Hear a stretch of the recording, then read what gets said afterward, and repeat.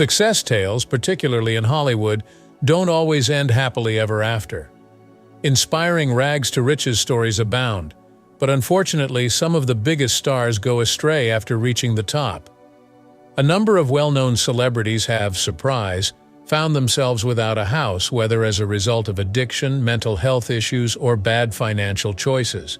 Some people are able to recover and move on with their lives, while others meet catastrophic ends. Find out which famous people went from having it all to being destitute by watching until the very end. Houston McTear. As the example of Houston McTear demonstrates, even Olympic stars may experience difficult times. He broke out of poverty in Florida and relocated to Los Angeles, where he trained under boxing greats Muhammad Ali and Harold Smith. He was once named the fastest man alive after tying the high school record in the 100-yard sprint at 9.0 seconds.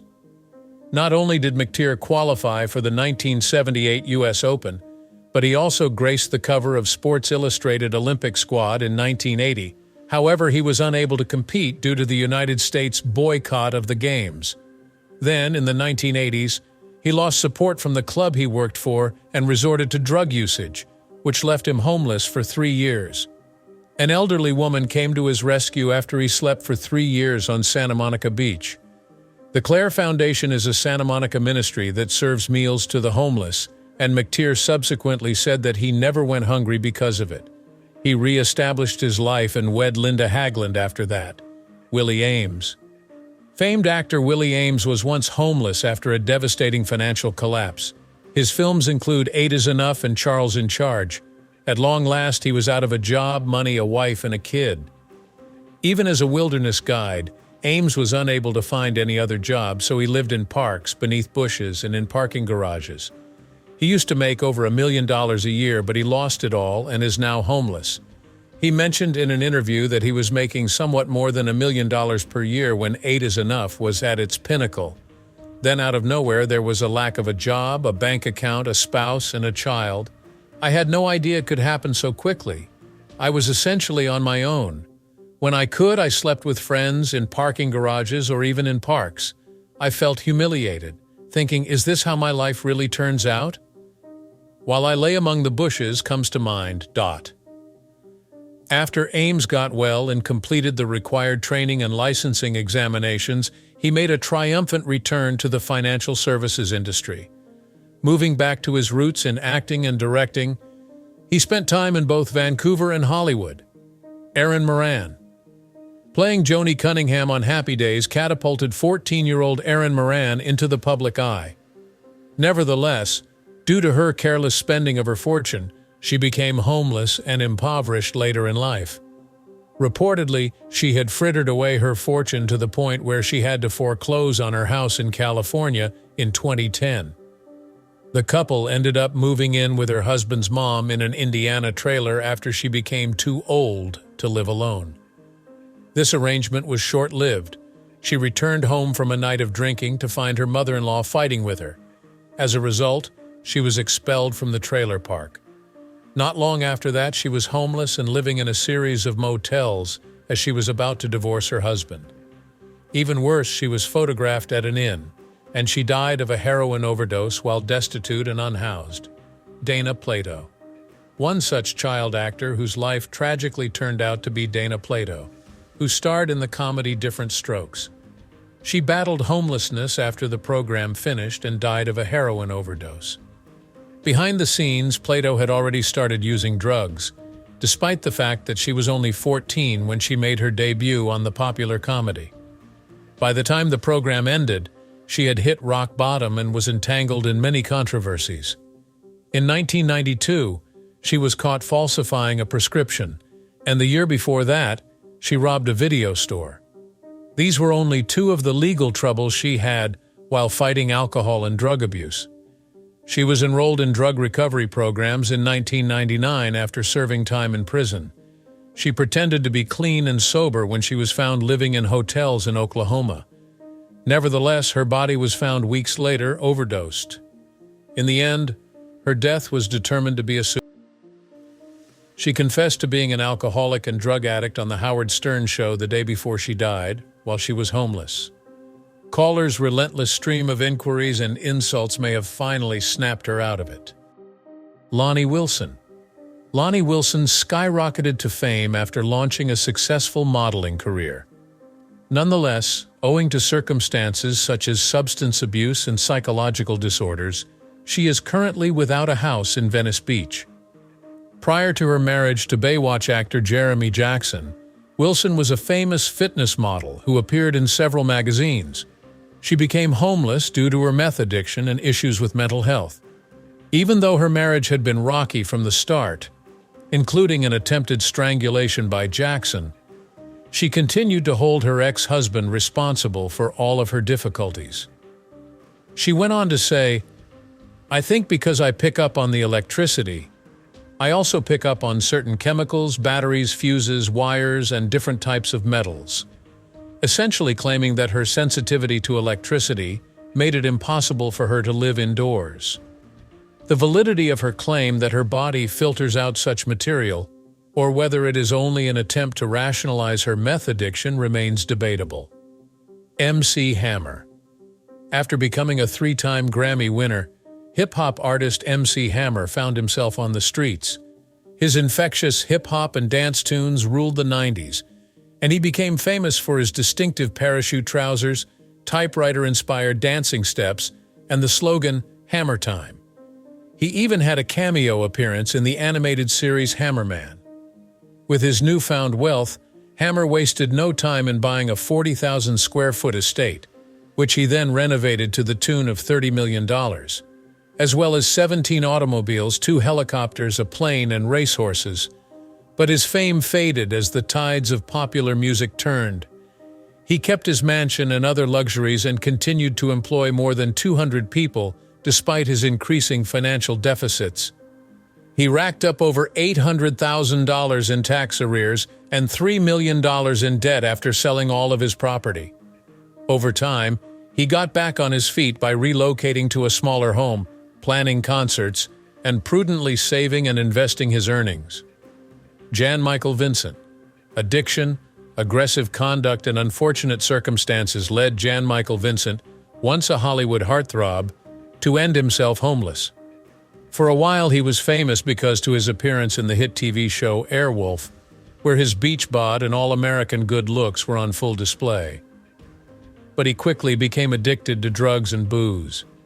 He had 3 separate arrests for cocaine possession in 1977, 1978, and 1979.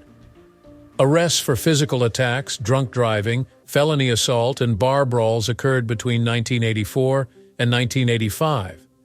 Several car accidents caused by his drunk driving habit left him with multiple fractured bones. In the end, doctors amputated his right leg, forcing him to walk with a prosthesis or using a wheelchair. He became homeless as a result of his substance misuse and health problems. He spent his last years alone in rural North Carolina and Mississippi. He was 74 years old when he died. Leif Garrett. After achieving fame as a teen idol, Leif Garrett fell into a life of heavy drug use and homelessness. He first used narcotics when he was 14 years old, and he wrecked his mother's Porsche on the way to get cocaine just before he turned 18. The incident that rendered his friend paraplegic occurred when he was found to have a blood alcohol level 3 times higher than the legal limit. His problems with alcohol and strong drugs were many. Garrett filed for individual bankruptcy in 2001. That year, he had just $350 in cash, some clothing, and some home items. The former teen hero went to treatment clinics several times and served various jail terms for drug usage while living off of his mother's $1,000 monthly salary and without a stable house. When Sharon Osbourne made the comment, "Leif G is living under a bridge and he's saving a place for you," it became public knowledge that he was a homeless superstar. Margot Kidder. The role of Lois Lane was made popular by Hollywood icon Margot Kidder in the Christopher Reeve Superman movie. Even in her private life, she was famous. She dated famous people like Canadian Prime Minister Pierre Trudeau and actor Richard Pryor. The discovery that she was living on the streets, afflicted with schizophrenia and sadness, must have been shocking. Many noticed how unkempt she looked as she slept in backyards and cardboard boxes in Los Angeles. She had a lost front tooth and her hair had been chopped short. Her family and the police discovered her living in a box among some bushes in Glendale, California, during her manic episode in 1996, marking the beginning of her period of homelessness. She begged for cigarettes and even a hotel room from strangers she saw on the streets. We are all a breath away from mental illness, homelessness, and everything we tend to look down on. She went on to become an advocate for mental health care after becoming a patient at a private psychiatric clinic and undergoing therapy. Mindy McCready. Mindy McCready's life plummeted once she became a famous country music performer. She had been successful in the beginning, but by the time she was 37 years old, she had lost everything and had committed herself. The struggling singer and mother of two was compelled by a judge to join a rehabilitation facility as a result of her drug crisis. A month following the discovery of her boyfriend's lifeless body, she took her own life by shooting herself in the head. What appears to have been the final straw was hearing that her children would be transferred to live with her mother, from whom she had grown alienated. A horrific scene, she had shot her dog before killing herself, was revealed when the cops arrived. Danny Bonaduce. Danny Bonaduce, who starred as a toddler on The Partridge Family, battled substance abuse and alcoholism throughout his life, finally ending himself on the streets as an adult. He battled substance misuse and frequented treatment despite his role making him famous. Hydrosis was another health problem that Bonaduce had to deal with. He even resided in his car outside Hollywood's Grauman's Chinese Theater for a while.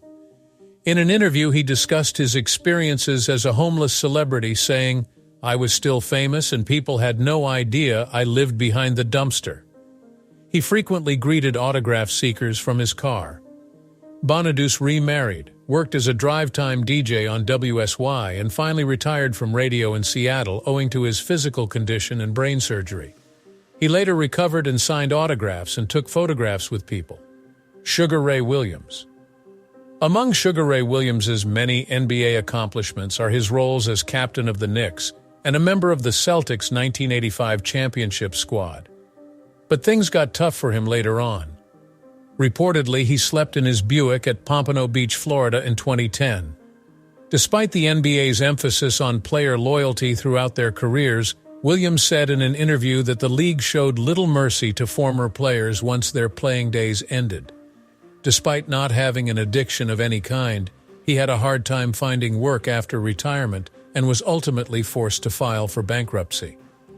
His battle with colon cancer was ultimately fatal in 2013. Bobby Driscoll. Famous young actor Bobby Driscoll received an Oscar in 1950 for his performance in The Window, but he developed a heroin addiction and went to jail as a result. His battles with addiction and insecurity with money persisted even after he was released. Nothing noteworthy came out of his subsequent career despite his appearances in a few of series. His overdose left him destitute and homeless, and nobody ever claimed his body. Driscoll previously spoke of his transformation into a beatnik and a bum in an interview. "Even though my belongings were stored at my parents' house, I still did not have a permanent place to call home." Two youngsters found his dead in an abandoned building in Manhattan's East Village. He was attempting to regain his individuality, which had deteriorated throughout his marriage. His burial in an unmarked tomb on New York City's Hard Island took place in 1968, but it wasn't until 1971 that word got out about his passing. David Cassidy. The Partridge Family's erstwhile child star David Cassidy struggled with substance abuse and homelessness. Multiple marriages, children from different partnerships, and ongoing battles with addiction characterized his complicated personal life. Following his arrest for drunk driving in 2010, other arrests in 2013 and 2014 highlighted his issues with substance misuse, which had previously been kept under wraps. His terrible life story began with his frank admission of alcoholism and continued with his tumultuous personal life, which included arrests for drug purchases and soliciting prostitutes. Rocky Lockridge. The late Rocky Lockridge was a famous boxer who held the junior lightweight belt. On the other hand, he battled addiction and homelessness soon after his career came to an end in 1992. After Lockridge's wife and children passed away, he lost all he had saved up due to his crack addiction. He had already served 27 months of his burglary sentence by 1997. He was a homeless New Jersey resident for as long as 10 years after his release. At that period, he had a stroke that caused him to droop to one side. He had a lot of money and education until he lost it all due to his drug and alcohol abuse, the physical stress of boxing, and his regular binge drinking. Barkley, prominent boxer. Barkley lost everything in an instant, going from a net worth of $5 million to living on the streets. As early as 2010, the New York Post revealed that the once champion boxer had been dozing off in Howard Johnson's and subway vehicles. Due to his careless spending and lack of financial management, Barkley became bankrupt, despite earning almost $5 million from boxing in the 1980s and 1990s. After a while, he lost his job and was homeless, surviving in motels and cars. Until his niece could no longer care for him, he resided at the Peterson houses, a Bronx public housing complex. He later gained sponsorship from the Bronx organization Bronx Works in the Ring 10 Inches boxing charity after sleeping in subway carriages and a Howard Johnson. He got back on his feet with the support of others, acquired lodgings, and began instructing amateur boxers. Natasha Lyonne. Natasha Lyonne was the undisputed queen of the 90s Hollywood film industry, thanks to her performances in American Pie, Slums of Beverly Hills, and But I'm a Cheerleader. But many run-ins with the authorities halted her career, and after losing her flat, she started to battle addiction and homelessness. The year 2001 was the year she ended up homeless. She lost her Gramercy Park condominium after being arrested for drunk driving and subsequently evicted. She was treated for a heart infection, methadone addiction, hepatitis C, and a collapsed lung at Beth Israel Hospital by 2005. Lyonne has now gotten her life in order, appearing in Orange is the New Black on Netflix, creating the autobiographical film Russian Doll, and going on to act in the crime drama Poker Face. Amanda Peterson, playing the role of Cindy Manini opposite Patrick Dempsey in the 1987 romantic comedy Can't Buy Me Love, catapulted Amanda Peterson to prominence. Her portrayal of the charismatic cheerleader catapulted her to stardom and adulation as a 1980s teen idol. But behind the scenes, Peterson battled serious issues related to substance misuse and mental health. She battled private demons that eclipsed her early fame and fortune, and as her career faded, she withdrew from the spotlight and the entertainment business. Sadly, Peterson died of an accidental drug overdose on July 3, 2015, a few days before her 44th birthday. Her admirers grieved the loss of her promise and skill. Butler, a former Swedish sprinter and actress who was nominated for a Golden Globe, was once a star, thanks to her appearance in the ABC comedy Grace Under Fire. But she struggled with drug addiction and ended up living in a shelter for the homeless. Butler eventually became clean, despite her lengthy stay in treatment and struggles with substance usage. She uprooted her life in Los Angeles and settled at a rural Georgia farm with 15 dogs. She spent a considerable amount of time in a homeless shelter once her funds ran out. She recently came clean about her plans to launch a reality TV show based on her psychic skills and perform at a Los Angeles comedy club as part of her comeback effort. Marvin Gaye, soul music icon. Marvin Gaye enchanted listeners around the globe with his profound and emotionally charged songs. Songs by Gaye, such as What's Going On, Sexual Healing, and Let's Get It On, have stood the test of time and contributed to the style of Motown and other eras. Addiction, money problems, and intense family strife, especially with his father, were his downfall, though. His music became an instrument for introspection and societal transformation, despite the fact that he struggled within. He tragically shot and killed Gaye on April 1, 1984, following a violent fight with his father. This happened the day before Gaye would have been 45 years old. Despite the tragedy of his sudden passing, his soul icon status has endured and will endure for years to come.